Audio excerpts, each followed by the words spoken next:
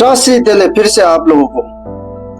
जब बुद्ध ने अपने शरीर त्यागे तब से अभी तक उनके उपदेश हर जगह फैले हुए, तिब्बत, चाइना, कोरिया, थाईलैंड जैसे देशों में फैले हुए।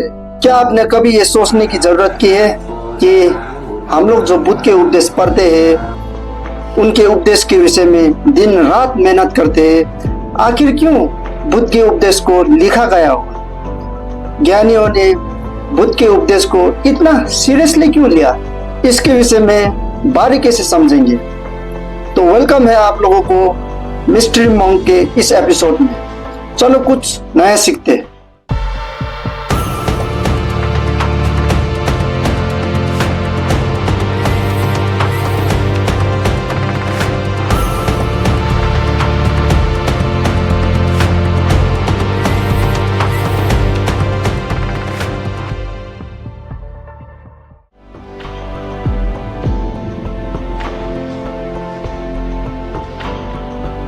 जब बुद्ध ने अपने शरीर त्यागे तब से उनके अनुयायियों ने बुद्ध के उपदेश को 3 तरीकों से संभाला। होसुंग छेम्पो, जो बुद्ध के प्रिय शिष्यों में से एक माना जाते हैं, उन्होंने सभी भिक्षुओं को बुलाया।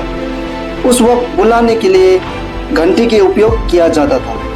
केवल गोपाल जात की भिक्षुओं को छोड़ सभी भिक्षु आए हुए थे। जब गोपाल जात की भिक्षुओं ने सिचुएशन को देखा और सोचने लगा, जब बुद्ध ही ना रहा तो हम लोग रहकर भी क्या करेंगे। फिर उन्होंने भी अपने शरीर त्याग कर जाने लगे। इसी कारण होसुंग छेम्पो, जो बुद्ध के प्रिय थे, उन्होंने कहा कि कोई भी ऐसे शरीर त्याग कर जाने की अनुमति नहीं है। ऐसा उन्होंने डिसिप्लिन बनाया। फिर आनंद, होसुंग छेम्पो, बहुत से भिक्षुओं ने मिलकर पहली बार बुद्ध के उपदेश को इकट्ठे करे थे। आप लोग सोच रहे होंगे इतने सारे बुद्ध के ज्ञान कैसे इकट्ठे करे होंगे। तो कहा जाता है कि बुद्ध के ज्ञान जो भी भिक्षुओं को दिए गए थे, उस ज्ञान को आसानी से नहीं भूलते। उस वक्त के भिक्षु बहुत तेज माना जाता था। महायाना के अनुसार बुद्ध के उपदेश को मैत्रेय, मंजूश्री, वज्रपाणी इन्होंने संभाला था। ऐसा करके पहली बार बुद्ध के उपदेश को संभाला गया। दूसरे दौर में कहा जाता है कि जब बुद्ध ने अपने शरीर त्याग कर 110 साल गुजर चुके थे, तब के भिक्षुओं ने उनके उपदेश को गलत तरीकों से फैलाने लगे। जब आप बीमार हो तो शराब पिया जा सकता है, ऐसा अनेक के विषय में कहने लगे कि ये बुद्ध ने कहा है। उस वक्त बहुत से भिक्षुओं में से ऐसे भिक्षु भी थे जो मोक्ष प्राप्त कर चुके थे, जो बुद्ध के उपदेश को बारीकी से समझते थे।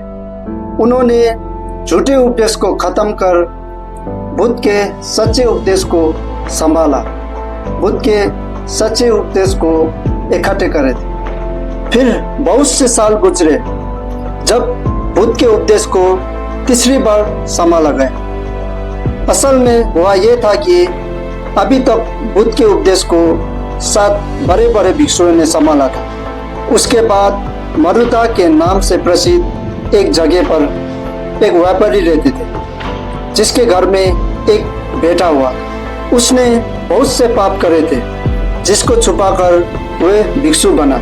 भिक्षु बनकर उसने बुद्ध के उपदेश को गलत तरीकों से फैलाने लगा, जिसको सुनकर बहुत से भिक्षुओं का साथ तिब्बत चला, जिसके कारण उनके भिक्षु 18 भाग में बट गए। उस वक्त एक महान पुरुष हुए जिसका नाम फक्पा चुपलो के नाम से जाना जाता था। फक्पा चुपलो, वासुमित्रा और बहुत से बोधिसत्वाओं ने बुद्ध के उपदेश को मुस्लिम जगह पर बारीकी से लिखा गया था, जिससे बुद्ध के उपदेश तीसरी बार संभाला गया, तीसरी बार इकट्ठा किया गया था। और इस वीडियो में सबसे जरूरी बात, आखिर क्यों ज्ञानियों ने इतना सीरियसली लिया, आखिर क्यों ज्ञानियों ने बुद्ध के उपदेश को लिखा। इसके 2 कारण हैं। एक, कहा जाता है बुद्ध ने जो भी उपदेश दिए थे, जो भी ज्ञान दिए हुए थे, उसके सबूत दिखाने के लिए ज्ञानियों ने लिखा था।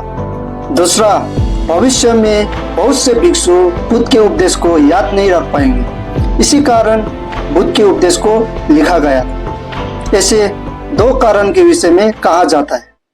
मैं आशा करता हूं कि इस वीडियो से आप लोगों को कुछ जानने को मिला हो कि बुद्ध के उपदेश को क्यों लिखा गया, क्यों संभाला गया। तो फिर मिलेंगे ऐसे नॉलेज की वीडियो में।